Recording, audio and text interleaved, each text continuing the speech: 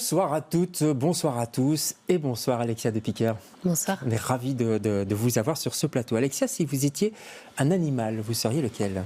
Alors je crois que je serais un paresseux. Un paresseux, un singe, je voulais dire. Non, ouais, l'animal, le oui. paresseux. Oui, d'accord. Ouais, Okay. ouais, qui est un animal gentil, quoi, qui fait pas de mal et qui dort beaucoup. D'accord. Vous êtes paresseuse un peu, non? J'aimerais être paresseuse, ouais, mais je le suis pas. D'accord. C'est marrant de dire ça. Souvent on dit le contraire. Si vous étiez le personnage d'un roman, Alexia? Alors je crois que je serais Annie Ernaux. D'accord. Parce oui, qui se met en scène. Qui se met en scène dans ses propres romans. Ce que j'aime chez elle, c'est son côté très naturel. C'est pas une héroïne, mais en fait, par ses romans, tout à fait, elle le devient. Ouais. Et si vous étiez le titre d'un film? Et alors, pour rester dans la thématique de l'amour, je crois que je serais In the Mood for Love. Ah ouais. Ouais. Quel film. Bah ouais. Chef-d'œuvre. Allez, nous on va parler de l'amour sous algorithme. C'est ce que vous jouez en ce moment à la tricoterie. Et vous êtes l'invité de LCR ce soir.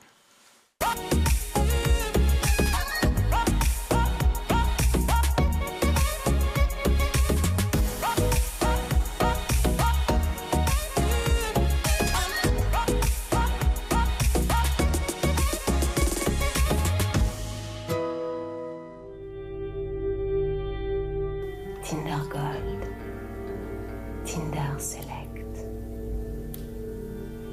Tinder Plus reçoit des likes illimités.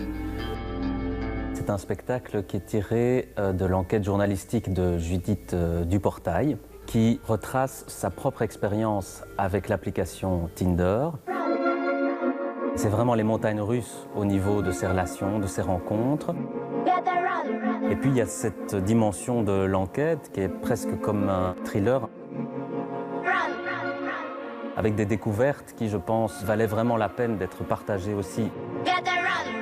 À la fois son aventure personnelle et à la fois son aventure professionnelle. Ce jour-là, t'as 28 ans et tu sors d'une rupture. Tu décides de t'inscrire à la gym et sur Tinder. Plus envie d'une relation sérieuse. Direction Berlin. Tu veux des coups d'un soir, des pelles roulées à l'arrière des taxis, des nuits en boîte. C'est un spectacle résolument féministe. Pourquoi tu l'as pas remis à sa place? Qui questionne comment sont pensées ces applications. Ça va être comme ça avec tous les mecs?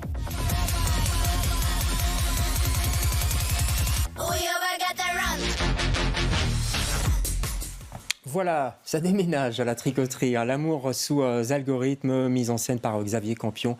On vient de voir. Et puis Claudine Uzet qui a écrit le spectacle, qui a réécrit le spectacle. Tout d'abord, une simple question. Est-ce que Tinder, c'est de l'amour ou pas, selon vous? Mais on ne sait pas. Hein.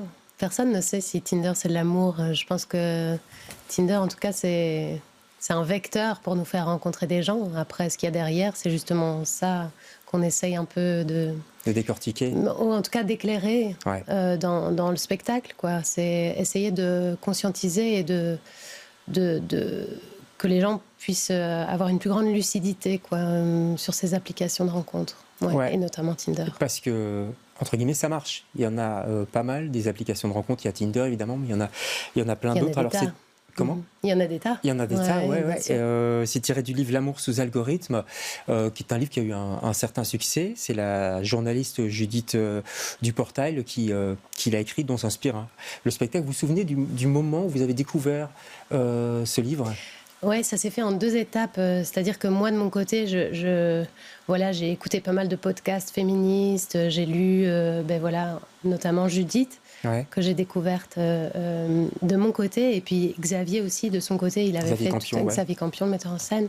Il a fait aussi sa propre recherche et il m'a contacté en disant « Mais voilà, j'ai ce projet que j'aimerais monter. Est-ce que tu connais cette autrice? Est-ce que tu connais ce livre ?» Et le match s'est fait, si je puis dire. C'est pas mal, ça. Il y a un match aussi pour les lectures. Alors, elle est journaliste. Elle a commencé ça parce qu'elle était un peu en recherche d'une relation amoureuse. Et puis, elle a découvert petit à petit l'univers quand même impitoyable de Tinder. Et patriarcal aussi. En quoi, et vous le montrez bien dans le spectacle, en quoi c'est patriarcal? Mais c'est-à-dire que derrière les algorithmes se cachent évidemment des gens qui les conçoivent. Ouais.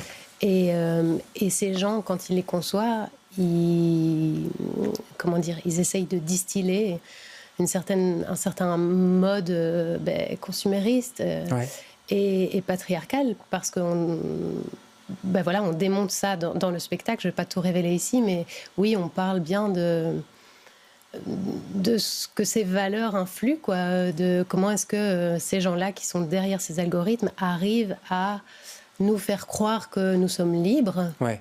Mais en fait, on est dans un modèle complètement hétéronormé, normatif et patriarcal. On est dans la norme. On doit montrer 2 photos minimum, je crois. On doit donner nos goûts, etc. Ce qu'on regarde sur Netflix, ou est-ce qu'on va en vacances. Nos intérêts, qui soient de l'ordre du hobby, ce qu'on aime faire dans la vie, ce qui soit...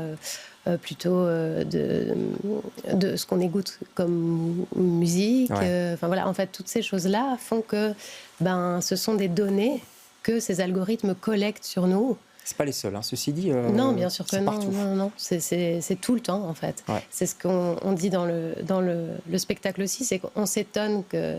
en tout cas, Judith s'étonne que Tinder collecte des données, mais en fait, toutes les applications collectent des données sur nous tout le temps. C'est clair. Dès que vous achetez une veste chez Zalando ou autre chose, pour ne pas les citer, vous êtes fiché, etc.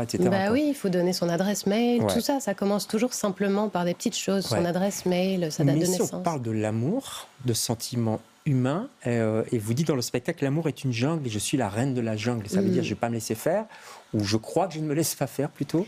Ce qui est intéressant à travers cette enquête de Judith, c'est qu'elle est elle-même le Kobe de sa propre expérience, C'est-à-dire qu'elle rentre, elle décide elle-même de s'inscrire sur Tinder et parallèlement à ça, de mener sa propre enquête. Ouais. Et donc, c'est ça qui est très très beau, c'est qu'elle expose dans son enquête, elle expose ses failles, mais aussi ses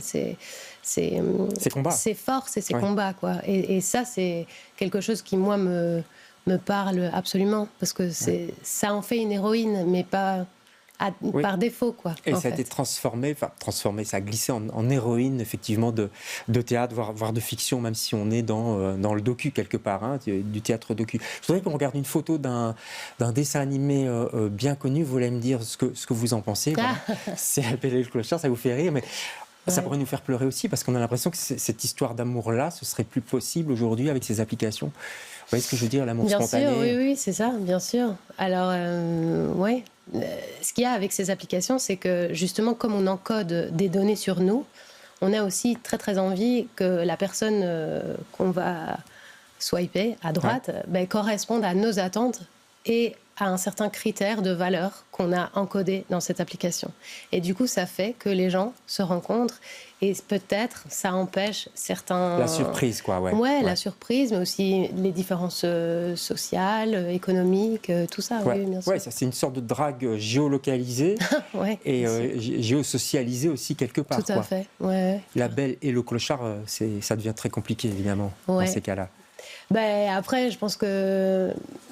Il ne faut pas non plus... C'est ça aussi qu'on a envie d'amener dans ce spectacle, c'est qu'on n'a pas envie de dire que ces applications, elles sont dangereuses, ou qu'il ne faut plus du tout les utiliser, en fait. C'est pas ça qu'on a envie de dire, c'est d'amener cette lucidité dont je parlais. Il faut savoir où on met les pieds, c'est ça que vous voulez dire. Exactement, il faut être un peu conscient qu'il y a des gens qui sont derrière et qui les fabriquent. Ouais.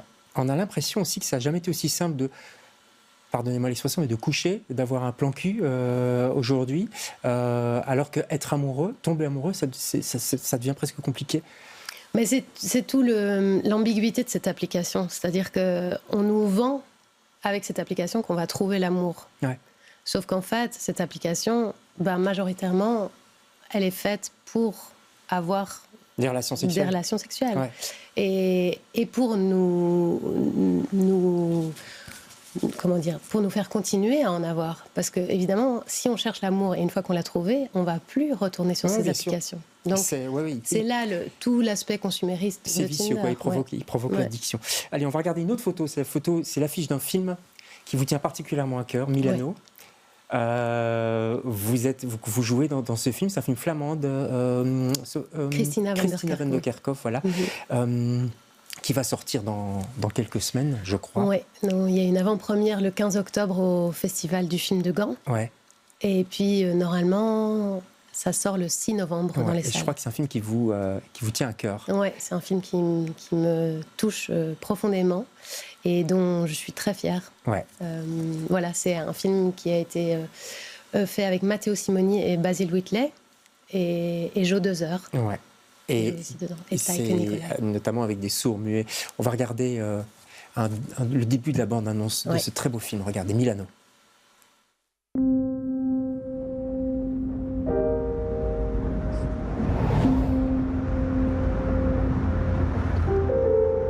Schieten dat het in onze genen.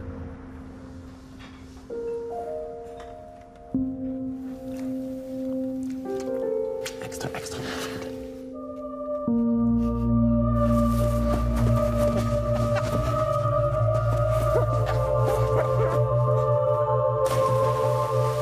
Milano, als je het koud hebt, kom eruit. Is het echt leuk, ja?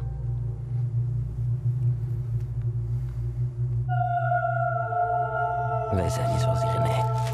En zij is niet zoals wij. En zij is niet moedig.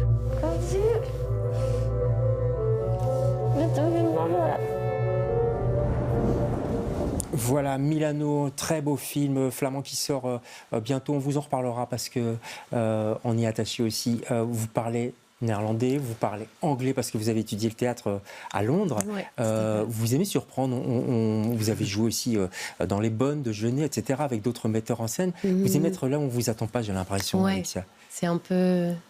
Ouais, j'aime bien ça. J'aime bien avoir ce côté caméléon. Et puis c'est des très très beaux rôles. C'est des rôles où il y a des très grandes fragilités, il y a des grandes... Enfin, oui, c'est des fragilités qu'on peut mettre en avant et explorer. Et ça, fragilité et une force aussi. Je sens qu'il y a une force dans les rôles que vous choisissez. Ouais, c'est ça. C'est de cette fragilité naît une force qui, moi, me passionne. Et nous, on est passionnés de vous voir sur scène, notamment La Tricoterie. C'est en ce moment, pas ce soir puisqu'il y a relâche, mais vous rejouez, je crois, mercredi. Oui. La Tricoterie, vous voyez, c'est à Saint-Gilles, près de la place Bethléem. Exactement. Il y a des dates supplémentaires, c'est plutôt bon signe, ça. Les 13 et 14. Le 13 et le 14 octobre, on arrive tout doucement en octobre. Merci beaucoup, Alexia, d'être passée chez nous. Je rappelle le titre de ce spectacle, L'amour sous algorithme. Nous, on se retrouve demain avec d'autres invités. Bonsoir.